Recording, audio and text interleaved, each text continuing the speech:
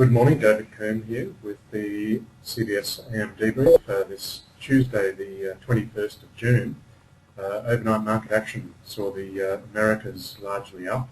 I understand that ExxonMobil put out some numbers that helped lift the energy sector there, which helped see the Dow push up 76 points. The S&P 500 up 6.86.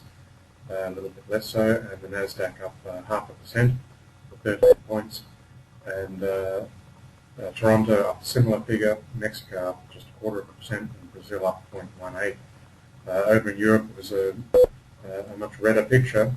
The FTSE up down 0.38, the CAC down 0.63, and the DAX down 0.19. So that Greek debt uncertainty clearly still weighing there.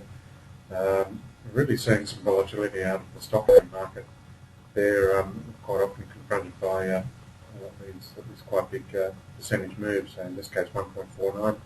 The Milan index 2.01% to the downside, and Spain down 0.76. So fairly big moves there for those last three. In our market, we saw the market up some 20 points earlier, so even a little bit higher than that, and ended up closing down 33. So all in all, not a very positive showing. Futures here are pointing to a better open this morning, up 35. So making up those losses of yesterday. But we are at a pretty critical level here, to my mind, around this mid 4,000 level. The break of this would see us looking at those lows of last year around the time of the flash crash and the post-super mining profits tax sell-off, down around 4,200. So really, I think caution is the way to go here. So really not going to be talking about any equity trades here, as tempting as it is, given that there does seem to be some pretty reasonable value out there with some of these stocks.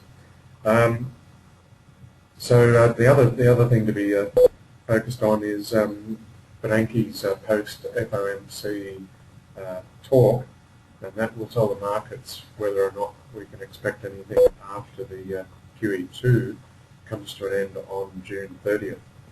And obviously these are mixed, or more weak than mixed economic numbers coming out. Really will have people wondering exactly what he'll do to calm the markets there. So let's move on and just have a look at what some of the commodities are doing. West Texas, 93.44. It's actually moved up a little bit here.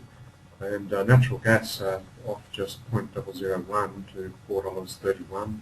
Now I know we're about to issue a new warrant there, which probably would require it to come back a little bit more before we get set to then hopefully ride that up again for what will be, if that goes all according to plan, 5 out of 5 for our natural gas warrants to date. So that'll be a great result.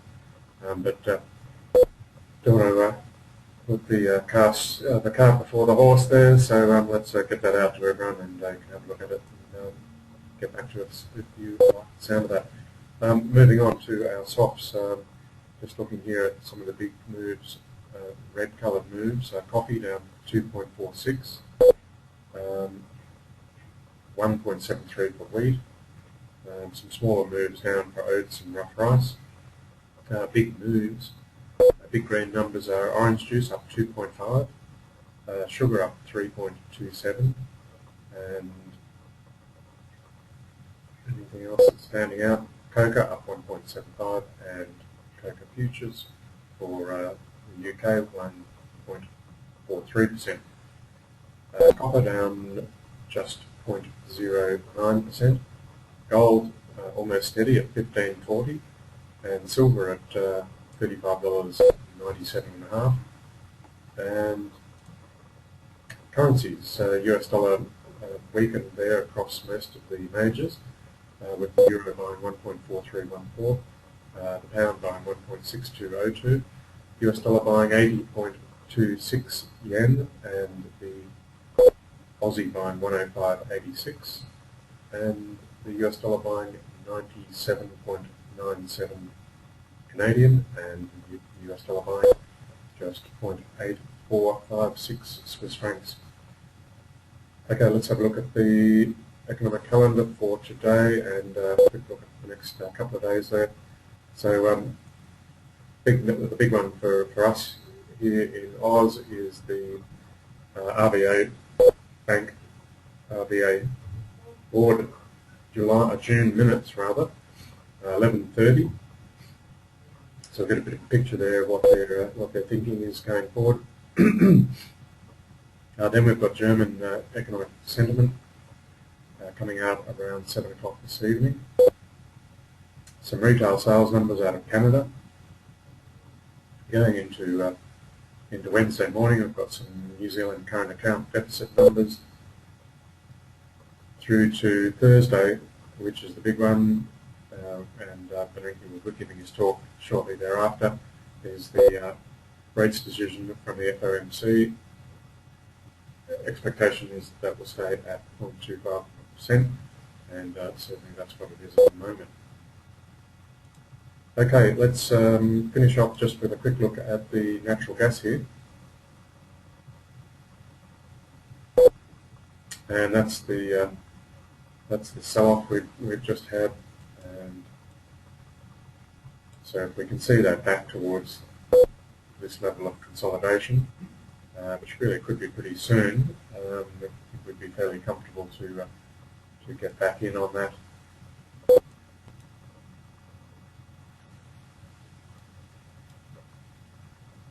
But I won't preempt Benson's warrant report on that. Let's get it out to everyone, and if you've got any questions about that, please give us a call, 8267-9003, that's the Sydney number. And on that note, I will finish up. Thanks as always for your attention, and until next time, bye for now.